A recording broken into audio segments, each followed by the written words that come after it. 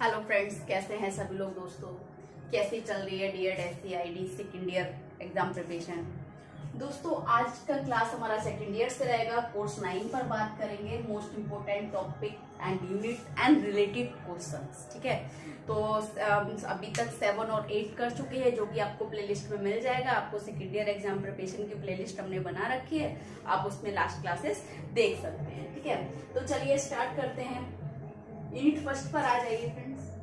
Unit first देखिए 1.1, विकासात्मक विकलांगता वाले बच्चों के लिए उपचारों की परिभाषा एवं आवश्यकता और महत्व को समझाइए।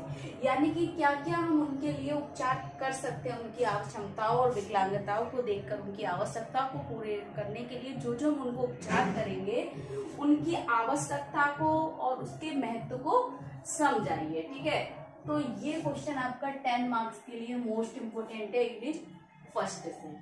नेक्स्ट देखिए 1.2, व्यवहार चिकित्सा से आप क्या समझते हैं और समस्या व्यवहार की तकनीक लिखिए। व्यवहार चिकित्सा से आप क्या समझते हैं, बिहेवियर थेरेपी के बारे में पूछा है, 5 मार्क्स के लिए मोस्ट इम्पोर्टेंट रहेगा।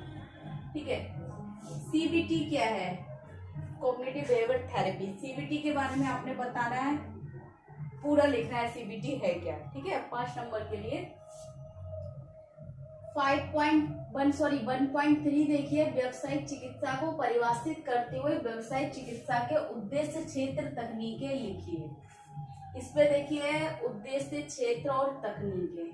दूसरा देखिए 1.4 और 1.5, 3, 4, 5 देखिए, तीनों में क्या है, अलग अलग थेरेपीज की बात की गई है, लेकिन क्वेश्चन सेम है। इसमें आपको भौतिक चिकित्सा, फिजियोथेरेपी की बात की गई है, वाक चिकित्सा यानी कि स्पीच थेरेपी की बात की गई है, या ऑक्यूपेशनल थेरेपी की बात की गई है। ठीक है, सेम पूछेगा क्वेश्चन आपसे। ठीक है ना, भौतिक चिकित्सा को परिभाषित करते हुए व्यवसाय चिकित्सा या भौतिक चिकित्सा के उद्देश्य, क्षेत्र और तकनीकें लिखिए। कोई एक आपको देखने को मिल जाएगा 10 मार्क्स में। ठीक है,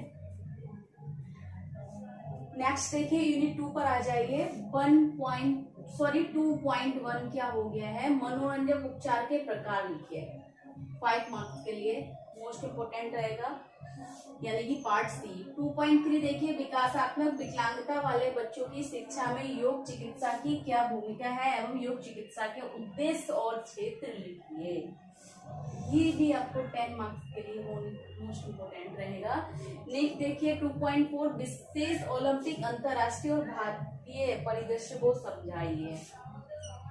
5 मार्क्स पूछेगा आपसे। ठीक है, नेक्स्ट देखिए 2.5, विकासात्मक विकलांग बच्चों के लिए संगीत एवं प्रदर्शन कलाओं का उद्देश्य क्या है, इसके महत्व को लिखिए। 5 मार्क्स।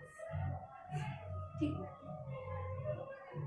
यूनिट 3 पे आ जाइए आप। 3.1 देखिए, ASD वाले बच्चों के लिए क्या क्या निहितार्थ है, मतलब निहितार्थ का मतलब होता है इम्प्लीकेशन क्या क्या है, उसमें संक्षिप्त में समझाना है। जब संक्षिप्त शब्द आ गया 5 मार्क्स के लिए होगा।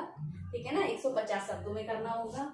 नेक्स्ट 3.2, वैकल्पिक एवं संवर्धन संचार प्रणाली, यानी कि आर्ग्यूमेंटिव अल्टरनेटिव कम्युनिकेशन से आप क्या समझते हैं, AAC से आप क्या समझते हैं, 5 मार्क्स में आपने बताना है।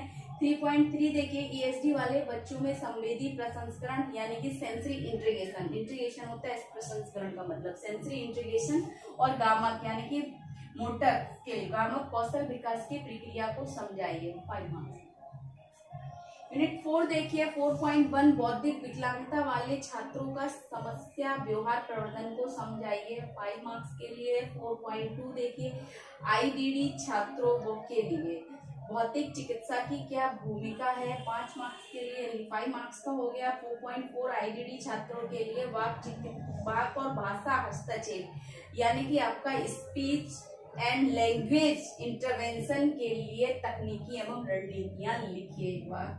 अच्छा, ठीक है, 5 मार्क्स के लिए। नेक्स्ट देखिए 5.2, SLD वाले छात्रों को व्यवहार चिकित्सा की क्या आवश्यकता है। 5 मार्क्स के लिए। SLD वाले बच्चों को वाक चिकित्सा यानी कि स्पीच थेरेपी की हस्तक्षेप प्रकृति को समझाइए। या PBIS, positive behaviour intervention support. ठीक है, ये आपका आ जाएगा 10 मार्क्स ऑल ओवर। काफी बड़ा है, इसको बताना पड़ेगा। ठीक है। अब हम इसको कैसे करेंगे, किस तरीके के क्वेश्चन आएंगे, कौन कौन सा मोस्ट इंपोर्टेंट रहेगा, कौन सा मोस्ट इंपोर्टेंट नहीं रहेगा, या हमने बहुत कम समय में क्या चीजें तैयार करनी है, कैसे हमने अपना क्वेश्चन तैयार करना है। देखिए यूनिट फर्स्ट देख लीजिए। सबसे पहले यूनिट फर्स्ट में आप 10 मार्क्स के लिए मोस्ट इंपोर्टेंट क्वेश्चन एक तो ये कर लीजिए 1.1 अंडरलाइन। दूसरा अगर हम बात करें तो 1.345 तीनों में से कोई एक पूछ लेगा, चाहे आपको ऑक्यूपेशनल थेरेपी पूछे, फिजियोथेरेपी पूछे या स्पीच थेरेपी पूछे। लेकिन इन तीनों में से भी बहुत ज्यादा चांस किसके रहते हैं, वो रहते हैं फिजियोथेरेपी की, यानी कि 1.4 के। 1.4 मोस्ट इंपोर्टेंट 99% 10 मार्क्स के लिए, ठीक है। 5 की बात करें, 5 मार्क्स के लिए यूनिट 1 से कौन सा मोस्ट इंपोर्टेंट रहेगा, एक तो सीबीटी आपको पूछ लेगा 1.2 में, और व्यवहार चिकित्सा से आप क्या समझते हैं और समस्या व्यवहार की तकनीकें लिखिए। 5 मार्क्स के लिए ये मोस्ट इंपोर्टेंट रहेगा, ठीक है। यूनिट 2 मतलब आपका यूनिट 1.1 और यूनिट 1.2 और 1.4 ये मोस्ट इंपोर्टेंट है आपके एग्जाम के लिए यूनिट फर्स्ट से। यूनिट सेकंड देखिए 2.1, फिर इधर आ जाइए आप 10 मार्क्स का एक देख लीजिए। अगर 5 से जो 10 मार्क्स का रहेगा मे बी 80% मुझे लगता है 2.3 विकासात्मक विकलांगता वाले बच्चे की शिक्षा में योग चिकित्सा की क्या भूमिका है, योग चिकित्सा के उद्देश्य बताइए। 88% इसके चांसेस रहेंगे 10 मार्क्स में। लेकिन अगर हम 5 मार्क्स की बात करें तो आपके लिए ये बहुत ज्यादा मोस्ट इंपोर्टेंट है। यूनिट 2.4 विशेष ओलंपिक अंतरराष्ट्रीय और भारतीय परिदृश्य को लेके 5 मार्क्स में, ठीक। 2.5 का देखिए विकासात्मक विकलांग बच्चों के लिए संगीत एवं प्रदर्शन कलाओं का उद्देश्य एवं महत्व। इसमें आपको इस तरीके से पूछ सकता है प्रश्न, विकासात्मक विकलांगता वाले बच्चों के लिए संगीत एवं प्रदर्शन कलाओं का क्या उद्देश्य है, केवल 5 मार्क्स में पूछ सकता है। यूनिट 3 पर आ जाइए। यूनिट 3 पे अगर हम बात करें तो आपका 3.2 मोस्ट इंपोर्टेंट है और 3.3 मोस्ट इंपोर्टेंट है।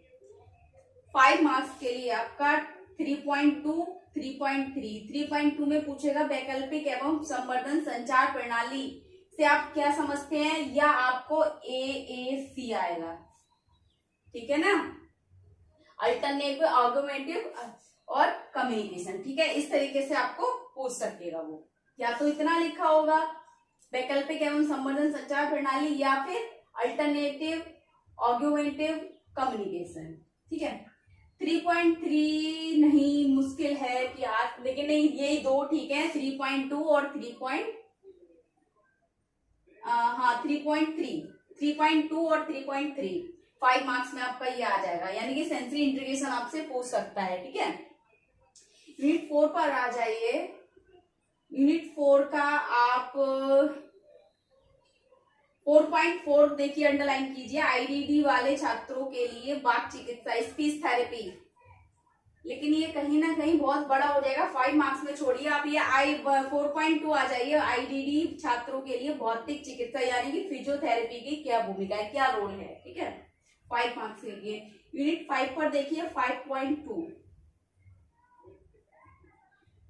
5.2 और 5.4 अंडरलाइन कर दीजिए। ये आपका 5.4 या तो 10 मार्क्स में आएगा, 10 में नहीं आए तो 5 मार्क्स में जरूर पूछेगा आपसे यूनिट 5 से। और यूनिट 5 से 5.2 स्पेसिफिक लर्निंग डिसेबल्ड वाले जो बच्चे हैं उनको फिजियोथेरेपी, बिहेवियर थेरेपी की क्या आवश्यकता है, 5 मार्क्स में आपसे ये पूछते हैं, ठीक है।